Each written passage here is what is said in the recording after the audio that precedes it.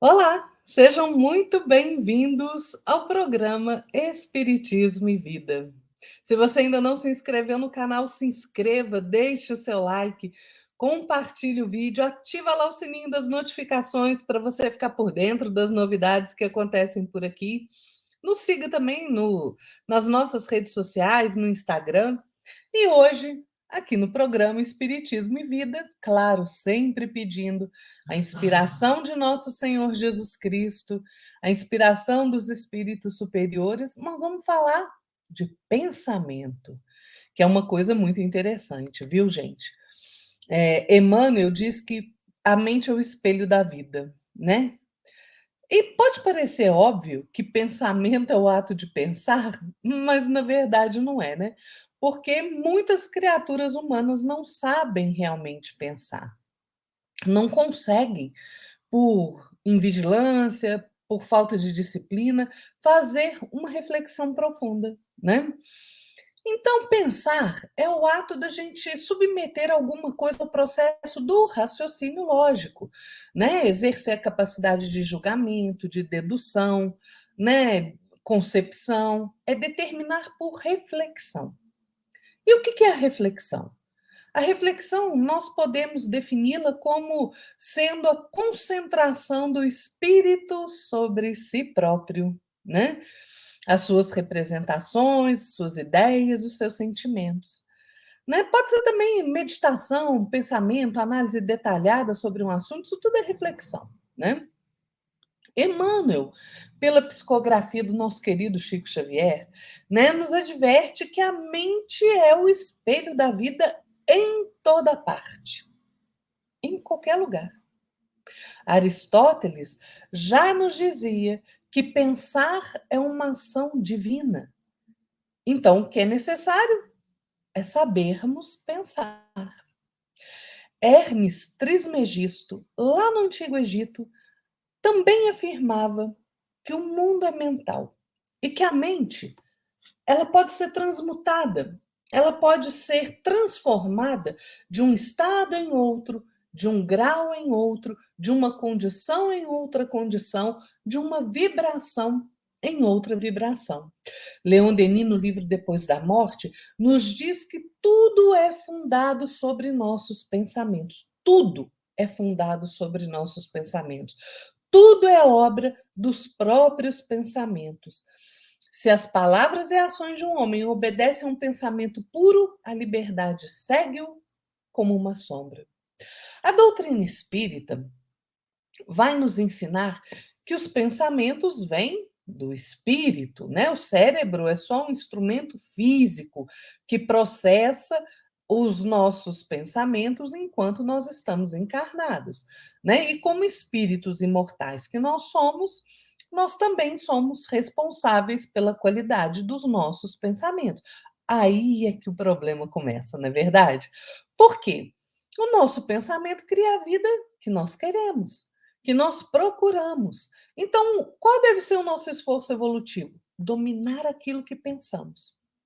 Né? O pensamento é uma força viva que procede do espírito e ele atua em todos os aspectos da nossa vida. Né? Então, melhorar a qualidade do nosso pensamento é essencial para que a gente tenha uma vida mais equilibrada. E isto, gente, exige disciplina, exige vigilância da nossa parte, exige o exercício firme da vontade, né? Nós precisamos voltar os olhos para nós mesmos, analisar como está a nossa vida. Daí a gente já tem um vislumbre da qualidade do pensamento que nós andamos, né, alimentando, que nós temos.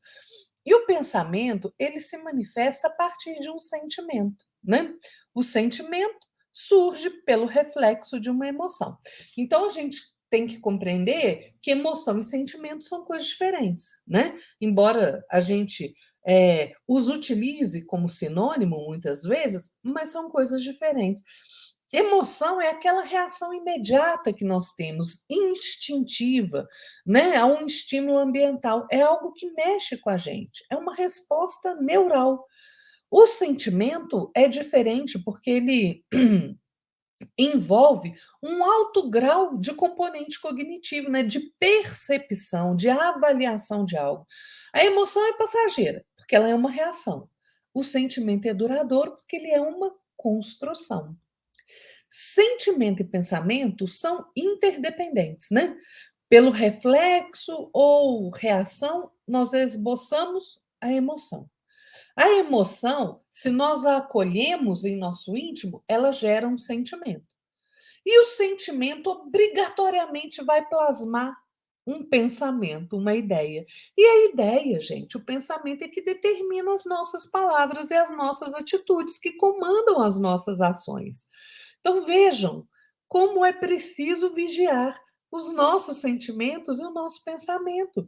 Então, primeiro é preciso disciplinar a nossa emoção, que é a nossa reação a alguma coisa. E daí os nossos sentimentos e os nossos pensamentos, para que as nossas ações sejam melhores e voltadas para o bem.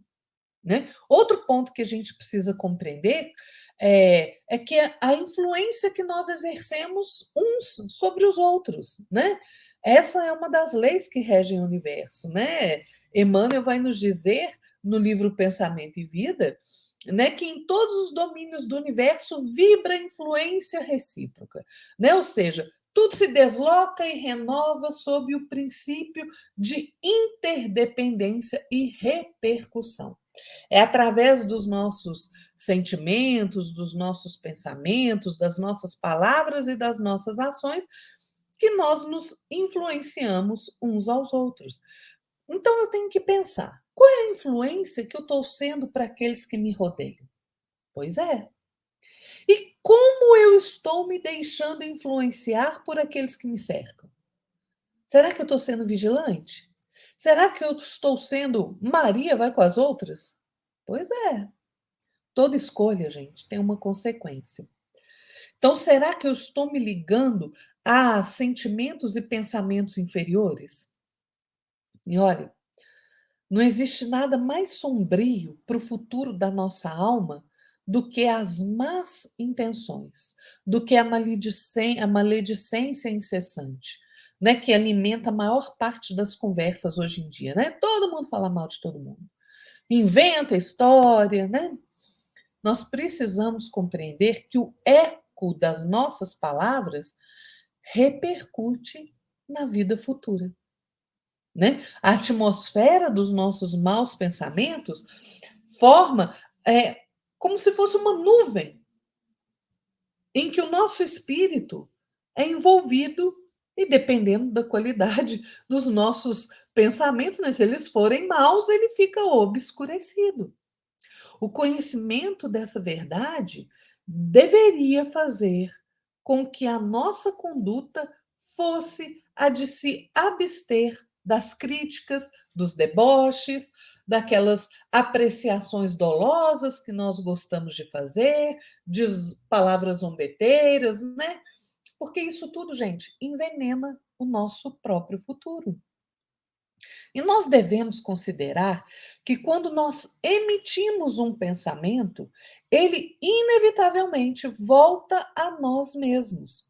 André Luiz, no livro Ação e Reação, né, pela psicografia de Chico Xavier, vai nos dizer isso. Ele fala: olha, o pensamento é uma força viva e atuante.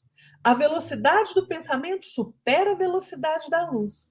E o pensamento emitido por nós volta inevitavelmente a nós mesmos. Só que ele nos compele a viver de maneira espontânea nessa onda de formas criadoras que naturalmente se fixam no nosso espírito quando alimentadas pelo combustível do nosso desejo, da nossa atenção. Então, nós temos a necessidade imperiosa de nos situarmos nos ideais mais nobres, né? Nos propósitos mais puros, mais elevados. Né? Por quê? Uma energia, gente, atrai energia da mesma natureza. Se eu me mantenho estacionário, na viciação, na sombra, né? As forças mentais que a gente exterioriza, elas retornam ao nosso espírito. Só que elas retornam reanimadas, intensificadas pelos pensamentos, pelas forças que se harmonizam com ela. Então, olha a complexidade da gente pensar corretamente. Porque se eu mantenho o meu pensamento fixo em ideias sombrias, no mal, esse pensamento vai voltar para mim. E não volta sozinho, né? Volta cheio de companheiros. Este é o grande problema.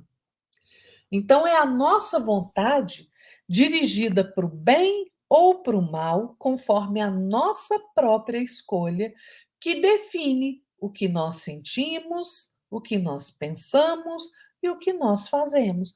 A responsabilidade da nossa vida é nossa, somente nossa. Nós somos artífices do nosso destino. Nós somos artífices da nossa vida. Onde eu coloco o meu foco mental é a influência que eu vou receber e que eu vou emitir. Por isso a importância da gente domar a nossa mente para o bem, né? Para nos ligarmos àqueles ideais mais nobres, aos valores morais mais elevados, né? Emmanuel fala que o reflexo mental mora no alicerce da vida. Então, cuidado com o que você está pensando, sentindo, fazendo. A minha mente é o alicerce da minha vida. O que eu penso e como eu me deixo influenciar pelos outros, como eu alimento a minha mente é que vai definir a minha vida. Como é que eu alimento a minha mente? Com conversações, com músicas, com leituras, com programas de TV, filmes. Então, cuidado, gente, com o que você escuta, com o que você lê, com o que você assiste. Chico Xavier, por Emmanuel, né, no livro Pensamento e Vida, ele fala: ninguém pode ultrapassar de improviso os recursos da própria mente, muito além do círculo de trabalho em que estagia. Contudo, assinalamos todos nós os reflexos uns dos outros dentro da nossa relativa capacidade de assimilação. Então, gente, nós estamos limitados pela quantidade de conhecimento que nós já temos e daquilo que nós já somos capazes de fazer. Mas nós recebemos os reflexos uns dos outros dentro da nossa capacidade, dentro desse parâmetro que nós conseguimos assimilar. Então, nós precisamos assimilar os bons reflexos através da leitura de bons livros, bons filmes, boas músicas, ter bons sentimentos, bons pensamentos. Ninguém permanece fora desse movimento incessante de permuta, né? Se a gente pudesse ver com os próprios olhos as correntes de pensamento que nos cercam, nós com certeza iríamos compreender de imediato que todos nós vivemos em regime de comunhão uns com os outros, segundo os princípios da afinidade. Né? Emmanuel vai nos explicar que a associação mora em todas as coisas, que preside todos os acontecimentos, comanda a existência de todos os seres. Né? Ele diz assim: refletem-se as criaturas reciprocamente na criação que reflete os objetivos do Criador. É no nosso cotidiano, no nosso dia a dia, né, que nós entramos em ressonância com as correntes mentais daqueles que são semelhantes a nós, né? No sentir, no pensar, no fazer. Então, nós assimilamos os pensamentos daqueles que pensam como nós pensamos. Nós estamos sempre atraindo ou repelindo pensamentos que nos fortalecem para o bem ou para o mal, conforme a direção que eu mesmo escolho.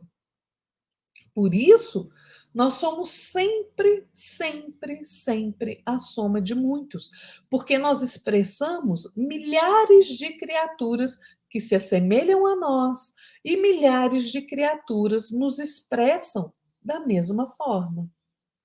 Por quê? Porque sentindo, mentalizando, falando ou agindo, a gente se sintoniza com as emoções e ideias de todas as pessoas encarnadas ou desencarnadas na nossa faixa de simpatia.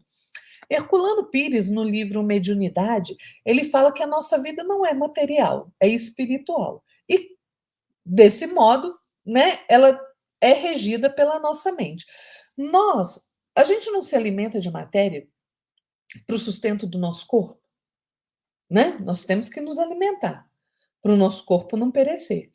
Mas a gente vive de anseio, de sonho, de aspirações, de ideias, de impulsos espirituais que brotam do nosso íntimo ou muitas vezes nos chegam em forma de sugestão, né? Às vezes é um envolvimento emocional do meio em que nós vivemos, né? Das mentes encarnadas e desencarnadas que nos cercam, né? Tem um ditado que diz assim, né? Diga-me com quem andas, que eu te direi quem és.